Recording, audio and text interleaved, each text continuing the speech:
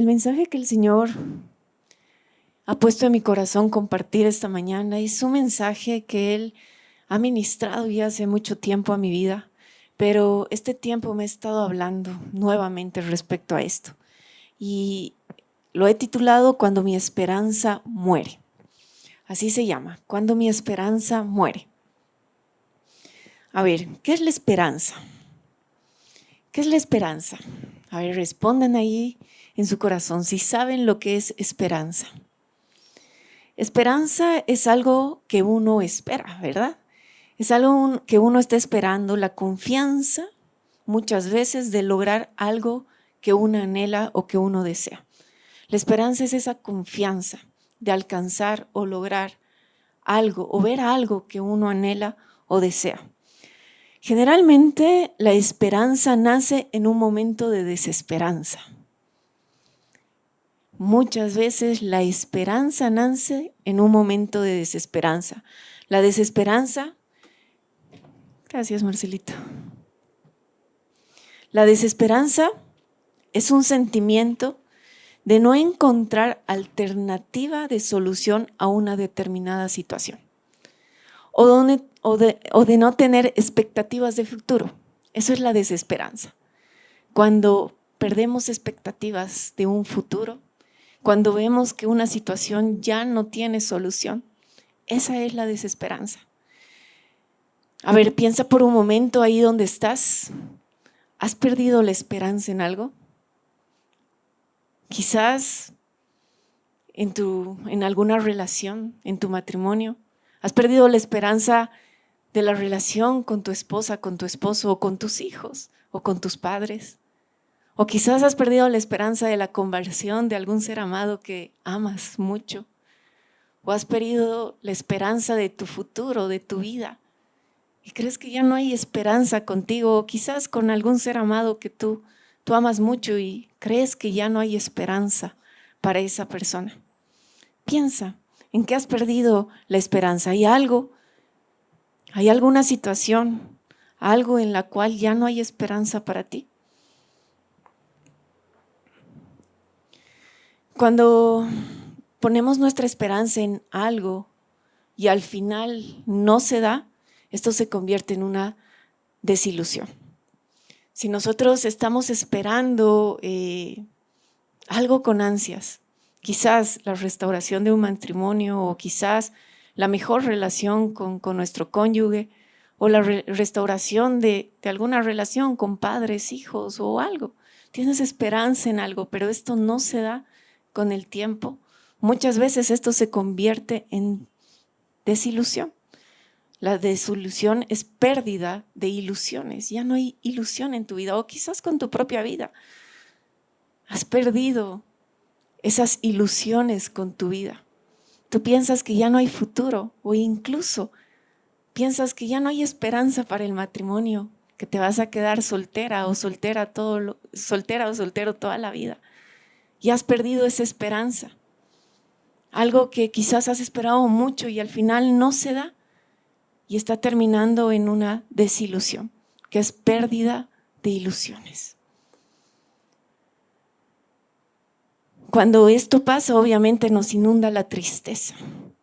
Es como vivir sin vida, muertos en vida, sin ilusiones. Cuando una persona no tiene ilusiones, así vive, como muerto, sin vida. Vive por sobrevivir, pero no disfruta la vida. Y esto causa las desilusiones. La falta de ilusión en la vida causa esto. ¿Sabían que 2 discípulos de Jesús pasaron por esta desilusión? Ellos se encontraron con la desesperanza. Y vamos a ver en esta historia que vamos a ver en la palabra de Dios que Jesús se les manifiesta a ellos, se les aparece. Y aquí lo importante es ver lo que hace Jesús y lo que les dice, porque es lo mismo que Él quiere hacer en nosotros. Estos 2 discípulos estaban en desilusión, estaban desilusionados. Esa esperanza que ellos tenían no se había visto en su vida y se sentían desilusionados. Y en esta porción bíblica, en estos pasajes bíblicos, encuentro dos principios muy importantes para que nosotros lo quedemos guardado en nuestro corazón para aquellos momentos que estamos entrando en desesperanza, para aquellos momentos que nos desilusionamos y empezamos a perder las ilusiones. Por eso estos dos principios quiero que lo atesoren en su corazón. Vamos a ir, antes de leer el pasaje, un poquito a contexto para que ustedes puedan comprender más la porción que vamos a leer en la palabra del Señor. Son dos discípulos de Jesús. Hablamos de dos discípulos de Jesús. En el tiempo de Jesús, sabemos que los judíos esperaban ansiosamente la llegada de su Mesías, ¿verdad? Esto creo que históricamente todos lo sabemos. Los judíos esperaban ansiosamente la llegada de su Mesías profetizada en el Antiguo Testamento. Porque ya la palabra en el Antiguo Testamento, antes de Cristo, ya estaba registrado que iba a venir un Mesías, que iba a venir un Salvador, que iba a venir alguien que los iba a redimir. Y los judíos estaban ansiosos esperando el cumplimiento de esa palabra. Y así estaban los judíos. Ellos sabían que iba a venir un Mesías porque estaba profetizado, porque estaba registrado en las Escrituras y que los iba a redimir, que los iba a salvar. Obviamente ellos como seres humanos, como todos nosotros, idealizaron la situación. Se imaginaron cómo iba a ser ese momento que llegue el Mesías y cómo los iba a rescatar y redimir. Ellos idealizaron, pero sabemos que el Señor va mucho más allá de nuestros pensamientos, pero sí tenían en su mente algo, una idea de cómo iban a suceder las cosas por lo que ellos leían. Estos discípulos obviamente conocieron a Jesús y sabían que Él era el cumplimiento de esa promesa. Y ellos sabían y vieron los milagros y lo que Jesús hacía y las palabras vivas que salía de su boca y ellos creyeron. Ellos depositaron toda su confianza en Él y sabían que Él era su Mesías, sabían que Él era su Salvador, que Él vino a rescatarlos. Y estaban ansiosos y seguían a Jesús y felices porque su Salvador estaba con ellos y ellos estaban viendo todo lo que Jesús hacía y en un momento, cualquier momento esperaban que los redimiera en totalidad. Pero un día, aquella persona que ellos depositaron su confianza y su esperanza, aquel que los iba a redimir, murió. Murió y de la manera más cruel y terrible. Y ahí la esperanza de esos discípulos se cayó porque aún no habían sido redimidos. Su esperanza de redención estaba en ese hombre. Y estaban esperando ansiosos que los redime y que los rescataran de la esclavitud que vivían. Pero lo vieron morir. Murieron. Esa ilusión que ellos depositaron y tenían, de pronto ya no estaba. Esa esperanza se les perdió. Solo imagínense ustedes cuando depositan en algo una esperanza. Y creen en algo profundamente y de pronto no se da. Eso es lo que estaban sintiendo estos dos discípulos. Y ahora sí vamos a irnos a la porción bíblica. Lucas 24, 13, 35. Vamos a leer lentamente para poder comprender. Lucas 24, 13 al 35. Y he aquí dos de ellos. Estos son los discípulos que les hablaba. Iban el mismo día a una aldea llamada Emaús, que estaba a 70 estadios de Jerusalén, e iba hablando entre sí de todas aquellas cosas que habían acontecido. Sucedió que mientras hablaba y discutían entre sí, Jesús mismo se acercó. Voy a hacer un alto ahí. Ellos se estaban yendo. Ya era el tercer día de que Jesús había muerto y se estaban yendo de Jerusalén a Emaús. Y dice que estaban conversando y hablando y discutiendo. Más adelante vamos a ver que dice la palabra que estaban tristes. Jesús mismos, miren esto, ellos estaban ahí de camino a Emaús. Es más, Jesús les había dicho a sus discípulos que esperaran la promesa del Padre en Jerusalén, pero ellos no esperaron, ellos estaban yendo para Emaús. Entonces Jesús mismo se les acercó y caminaba con ellos. Mas los ojos de ellos estaban velados. O sea, en otras versiones, en otras traducciones bíblicas dice, mas Dios no permitió que ellos lo reconocieran a Jesús. Sus ojos estaban velados, no lo reconocieron para que no lo conociesen. Mas los ojos de ellos estaban velados para que no lo conociesen. Y Jesús les dijo, ¿qué pláticas son estas que tenéis entre vosotros mientras camináis? ¿Y por qué estáis tristes? Les dice Jesús. Vemos, estaban tristes. Y respondiendo uno de ellos, que se llamaba Cleofas, le dijo, ¿eres tú el único forastero en Jerusalén que no sabe lo que ha acontecido en estos días? Entonces Jesús les dijo, ¿qué cosas? Y ellos le dijeron, de Jesús Nazareno, que fue varón profeta, poderoso en obra y en palabra delante de Dios y de todo el pueblo, y cómo le entregaron a los principales sacerdotes y a nuestros gobernantes a sentencia de muerte y lo crucificaron.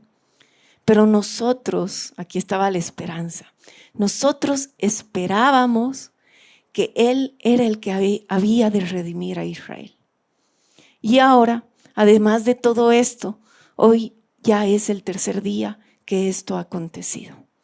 Aunque también nos han asombrado unas mujeres de entre nosotros, las que antes del día fueron al sepulcro y como no hallaron su cuerpo, vinieron, dijeron que también habían visto visión de ángeles, quienes dijeron que Él vive.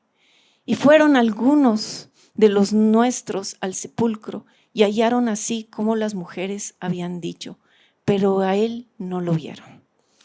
Entonces, ¿qué les dice Jesús? Aquí vemos que ellos dicen, y unas mujeres dijeron esto, pero ellos no estaban creyendo.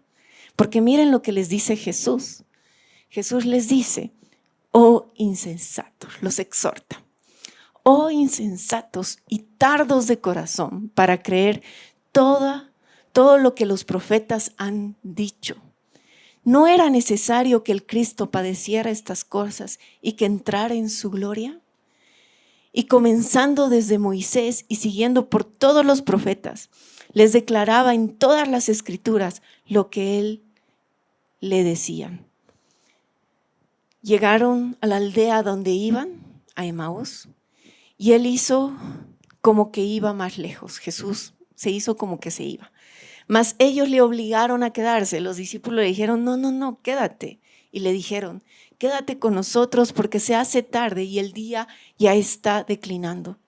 Entró pues a quedarse con ellos y aconteció que estando sentado con ellos a la mesa, tomó el pan y lo bendijo, lo partió y les dio.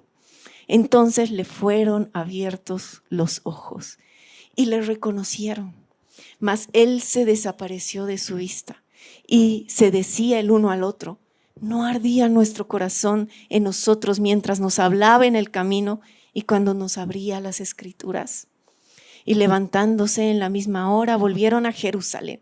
Después de irse de Emaús, recién creyeron y volvieron a Jerusalén y hallaron a los 11 reunidos, a los otros discípulos y a los que estaban con ellos, que decían, ha resucitado el Señor verdaderamente y ha aparecido a Simón. Entonces ellos contaban las cosas que les había acontecido en el camino y cómo le habían reconocido al partir el pan. Amén.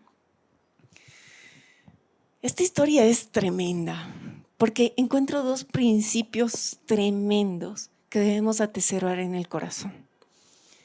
A ver, pregúntense ahí, ¿por qué Jesús no se dejó reconocer? ¿Por qué? ¿No hubiera sido mejor que al ver a sus discípulos ahí tristes, angustiados, con su esperanza rota, desilusionados, y decirles, aquí estoy, miren, he resucitado? ¿No hubiera sido más fácil así? ¿Por qué no se dejó reconocer? ¿Por qué no se dejó reconocer? Porque nos enseña el principio registrado en otra parte de la palabra de Dios. Y esto tiene que quedar atesorado en nuestro corazón. No es por vista, amados hermanos. No es por vista, es por fe. Y la fe viene por el oír la palabra de Dios. Segunda de Corintios 5:7 dice, porque por fe andamos y no por vista. El Señor estaba aplicando este principio y sedimentando en el corazón de los discípulos y en el nuestro también. No es por vista que tenemos que creer, no es por lo que vemos, por la situación, por lo que está aconteciendo, es por fe, aunque la situación esté difícil, aunque todo parezca peor, no te dejes llevar por lo que estás viendo, tiene que ser por fe. Y Romanos 10:17 dice, así que la fe es por el oír y el oír por la palabra de Dios. Jesús no se les presentó y les dijo, aquí estoy, mírenme, he resucitado. Jesús les hizo recuerdo lo que decía la palabra de Dios para que ellos crean por fe. Y de la misma manera nosotros, amados hermanos, no es por vista, aunque la situación parezca contraria a lo que tú estás esperando. Aunque las cosas se estén poniendo aún más difíciles, tú tienes que creer en la palabra, en lo que dice, aunque todo parezca que se está dando contrario. Jesús había muerto de la manera más cruel. Parecía, y no habían visto la redención de su pueblo como ellos estaban esperando. Parecía que todo había acabado ahí, pero no es por vista. En ese momento los estaban persiguiendo a los discípulos para matarlos también. Después de que Jesús muere, había una persecución. Parece que todo estaba más complicado, pero la redención se dio. Aunque la situación ante nuestros ojos esté caótica y no haya esperanza, debemos creer en la palabra de Dios, como lo hizo también Abraham. Abraham creyó esperanza contra esperanza. Vamos a leer Romanos 4:18 al 21. Romanos 4:18 al 21. Él creyó en esperanza contra esperanza, hablamos de Abraham, para llegar a ser el padre de muchas gentes, conforme a lo que se le había dicho. Así será tu descendencia. Y no se debilitó en la fe al considerar su cuerpo, que estaba ya como muerto, siendo casi de 100 años. O la esterilidad de la matriz de Sara, tampoco dudó por la incredulidad de la promesa de Dios, sino que se le fortaleció en fe, dando gloria a Dios, plenamente convencido de que era también poderoso para hacer todo lo que había prometido. Nosotros sabemos esta historia. Abraham y Sara anhelaban tener un hijo, años de años. Tenía 100 años Abraham, Sara 90. Cuando se les apareció y les dijeron, un ángel y le dijo que iba a tener un hijo Sara. Y no, en esas condiciones, imagínense. Y Sara, además de ya estar vieja, era estéril. Pero Abraham no vio la situación, sino creyó en la palabra. Y ese es el mensaje que quiero dejar en el corazón de cada una de nosotros. La palabra de Dios se cumple porque se cumple. Y tú tienes que aferrarte en la palabra. Y aunque la situación parezca caótica, tú tienes que creer, así como Abraham, esperanza contra esperanza. Nuestra esperanza obviamente debe estar sujeta a la palabra de Dios. Porque si tu esperanza está sujeta en una promesa de hombre, pues ahí de seguro el hombre es falible, pero Dios cumple lo que promete. si tu esperanza está puesta en la palabra de Dios, Él va a cumplir. Y es como un ancla que nos permite permanecer firmes en la fe. Y un día el cumplimiento de esa palabra se va a dar en tu vida. No tienes que dejar de creer, se va a dar. Él conoce los anhelos de tu corazón. Y la palabra dice que Él cumplirá los anhelos de nuestro corazón. La palabra dice que todas las cosas nos ayudan para bien. Entonces, ¿por qué entramos en desesperanza? Si todas las cosas nos ayudan para bien, aquellos que confían en Dios, tenemos que confiar y depositar nuestra confianza en Él y saber que cada situación que vivamos, por más difícil que se ponga, nos va a ayudar para bien. ¿Por qué desesperarnos? ¿Por qué permitir que entre la desesperanza en nuestro corazón? Aférrate en la palabra.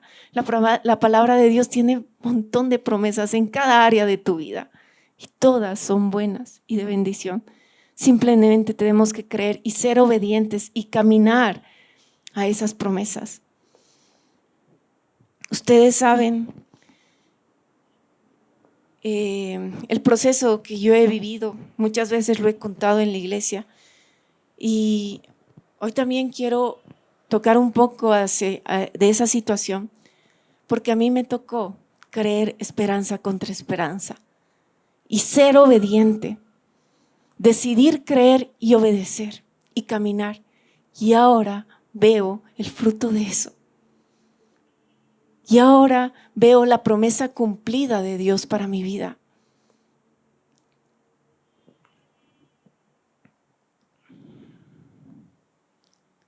Ustedes han escuchado ya muchas veces mi historia, pero saben que hace ya van a ser 5 años, a finales de este año se cumplen 5 años y me diagnosticaron con una enfermedad que yo temía mucho.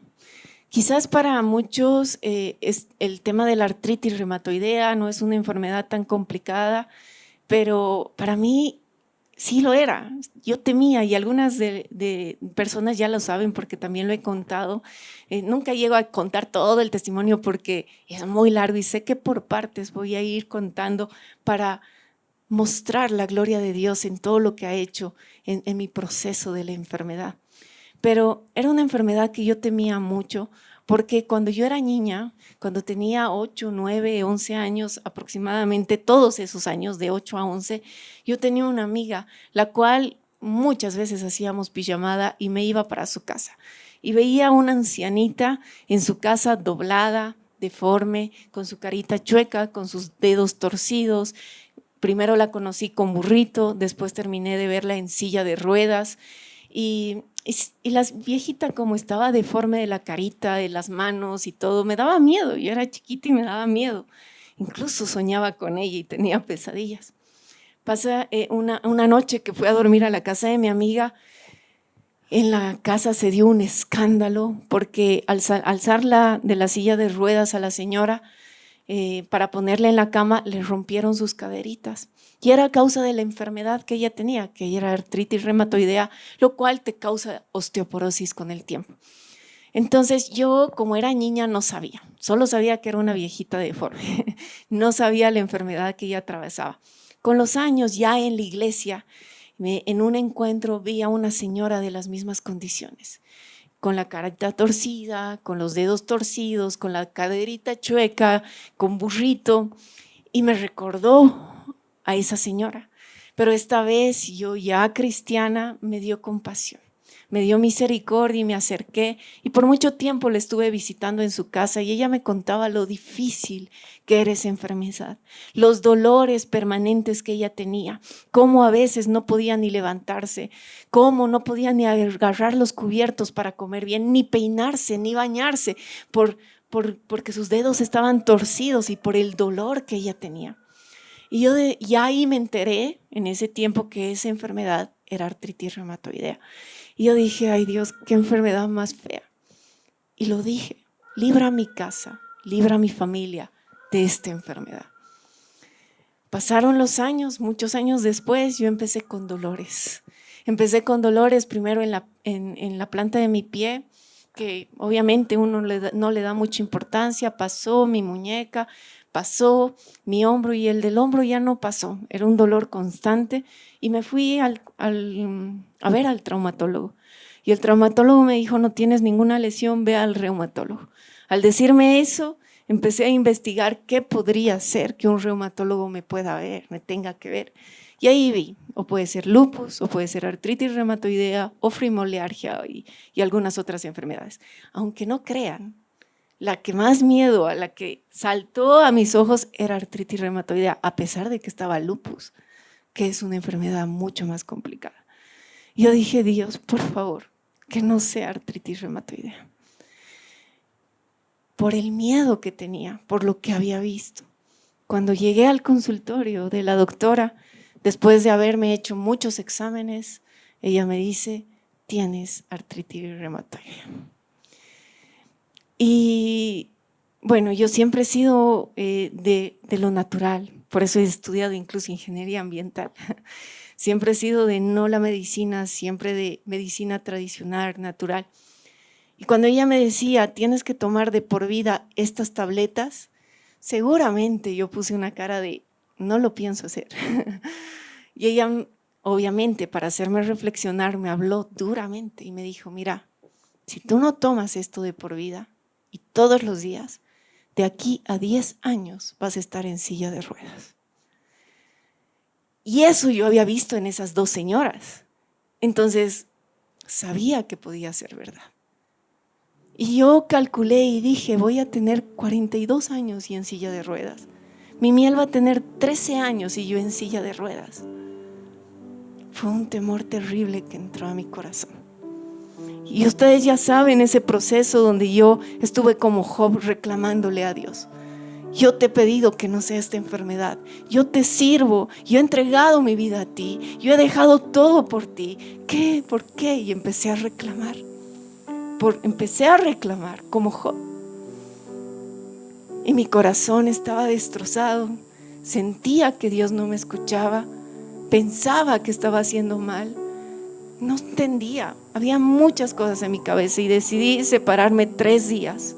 Y le dije: Sergito, necesito 3 días con el Señor porque no entiendo. Mi fe estaba tambaleando. Me separé 3 días y al primer día ya el Señor empezó a manifestarse.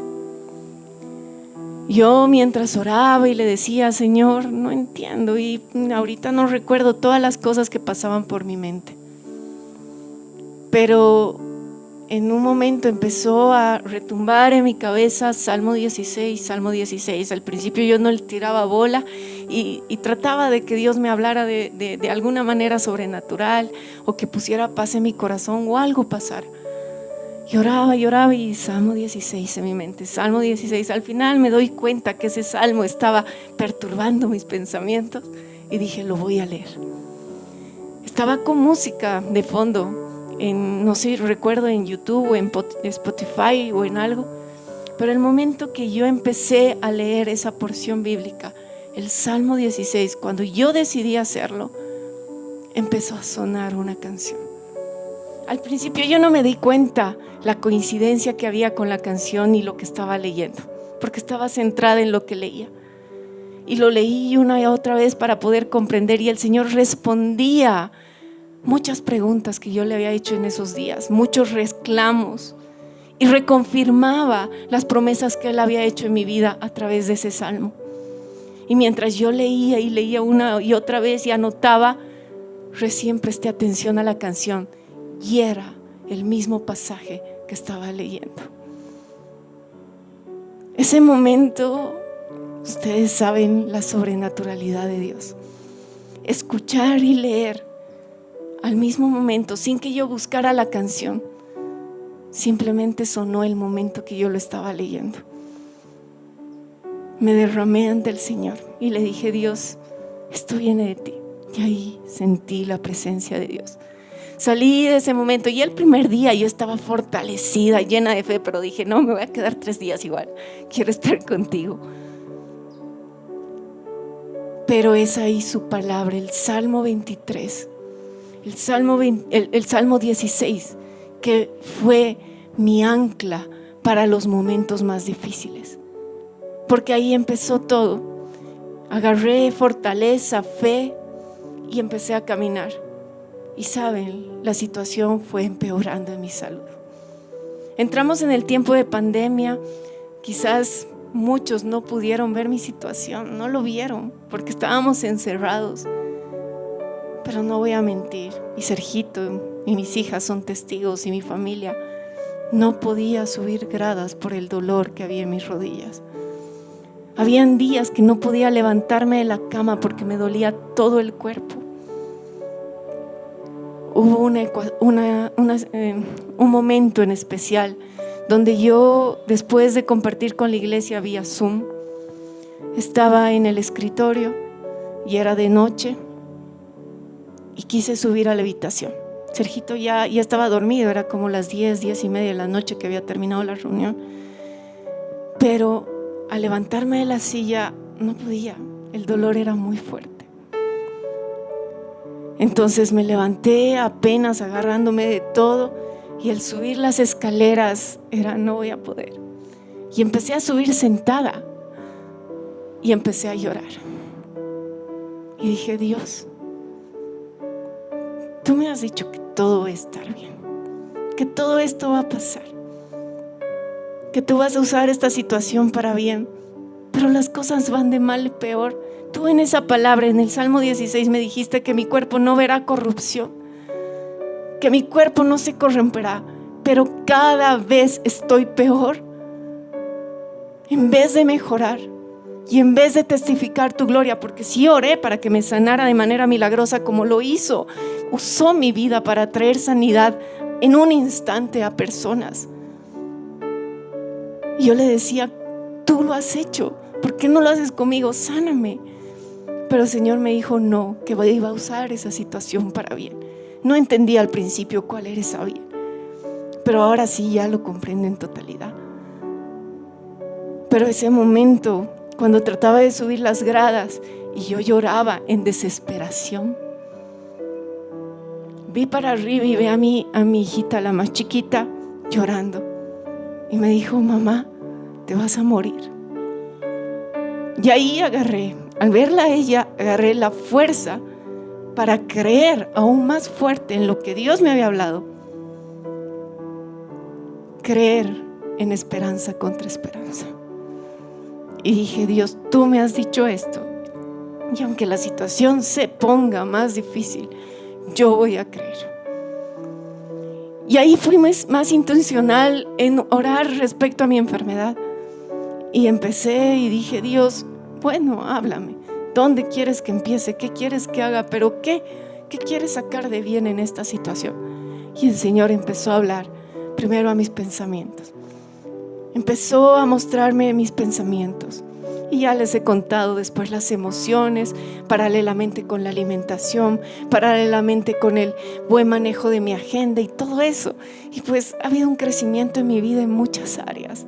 Hemos mejorado la calidad de vida, no solo de mí, sino de mi familia, en tema de cuidado, de alimentación, del dominio de la mente, el dominio de las emociones, el manejo del estrés, y todo eso ha sido para bendición. Y mientras yo empezaba a obedecer por cada paso, porque cada situación que yo tomaba, cada medicamento, cada cosa que iba a tomar o hacer, lo oraba. Y Él ha guiado, he seguido procesos.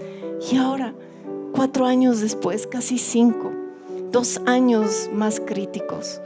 Y los otros 2 años empecé a mejorar. Y ahora, totalmente sana, sin dolor alguno y sin medicamentos. Aquella pastilla que debería haber tomado de por vida, no la tomo. En eso yo me acuerdo que yo no podía inclinarme ante el Señor por el dolor de rodillas. Y ahí le dije, Señor, tú sabes cuánto me gusta orar, y Él sabe, inclinada y postrada ante ti, pero no lo puedo hacer, me duele mucho. Y de pronto, ese sí fue un milagro. El dolor de rodillas desapareció, pero lo demás fue un proceso de obediencia. Ahora yo me inclino, me postro, me muevo, levanto los brazos. Los que tienen dolor articular saben que eso no es fácil hacerlo. Pero para mí no hay dolor alguno y sí medicamentos. Había una esperanza que Dios ha puesto en el momento donde yo me sentía sin esperanza. Me aferré en esa palabra, pero fui obediente y creí esperanza contra esperanza. Ahora ve tú, analiza. Quizás no sea enfermedad lo que estás viviendo. Quizás tu matrimonio se está destruyendo. Quizás la relación con tus hijos y no ves esperanza, no ves solución a esto. O quizás tu propia vida no la ves con esperanza.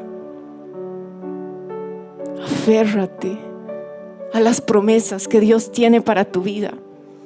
Las promesas son para los hijos de Dios. Cada promesa registrada en la palabra de Dios es para ti. Aférrate y cree esperanza contra esperanza. Aunque las cosas se pongan en oposición, aunque todo parezca que está contrario, aunque las cosas se vean peores, tú cree y no dejes de creer. Aquellos discípulos vieron a su esperanza morir, porque ellos pensaron que la redención iba a ser de otra manera. Pero Dios sobrepasa los pensamientos de nosotros. Él va mucho más allá de nuestros pensamientos. Hace las cosas mucho más grandes de la que nosotros pensamos que las van a hacer. Simplemente cree que la palabra se va a cumplir. Voy a pedirles que ahí oren al Señor y pongan ante sus manos aquella desilusión,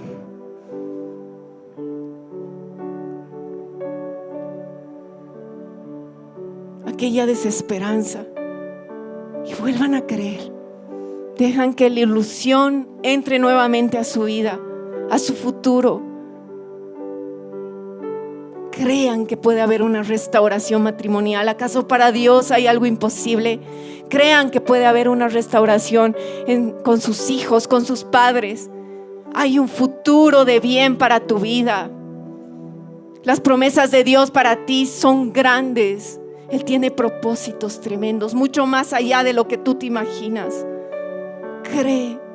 Mientras meditas esto, yo voy a ponerles aquella canción con la que el Señor, cuando leí el Salmo 16, escuchaba esta canción, que es el Salmo 16 igual, y sé que Él te va a ministrar también.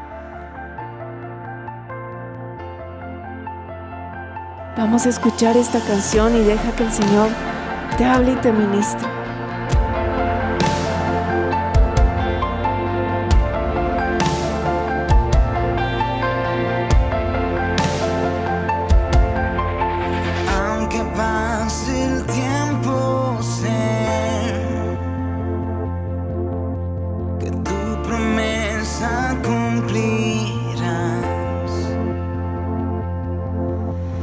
Nada en ti se perderá.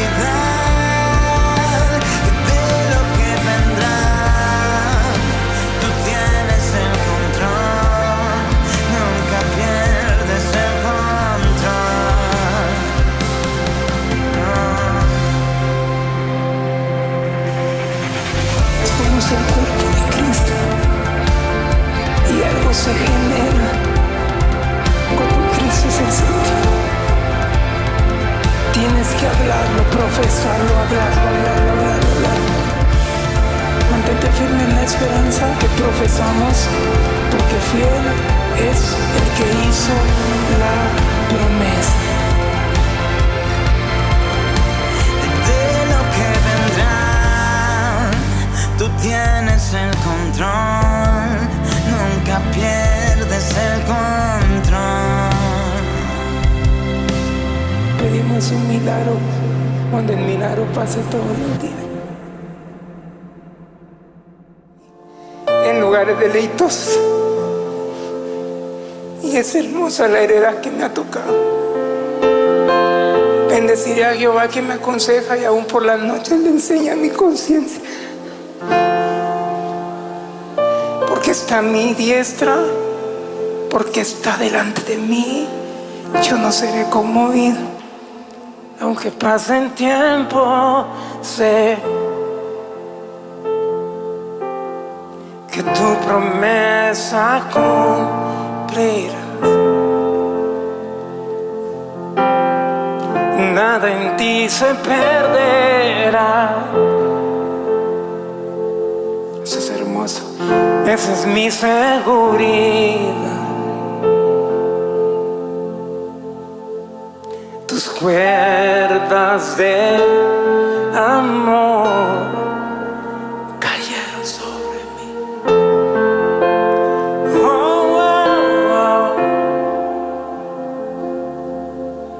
Tus cuerdas de amor, di conmigo, cayeron sobre mí. Cayeron sobre mí. Ahora extiende tus manos, seguro. Es tu amor que me sostiene, el que me levanta, el que me da paz. No dejes de creer. Me da seguridad. Aunque la situación se oponga, tú no dejes de creer. Aunque las cosas parezcan aún más complicadas, no dejes de creer en la palabra. No dejes de creer en las promesas del Señor. Y obedece y vas a ver la gloria de Dios. A veces nosotros retrasamos las promesas de Dios para nuestras vidas porque no creemos o porque no obedecemos. Obedece. Es difícil muchas veces, pero sé obediente y vas a ver la gloria de Dios manifestada. No dejes de creer. Esperanza contra esperanza. No dejes de creer. ¿Acaso para Dios hay algo imposible?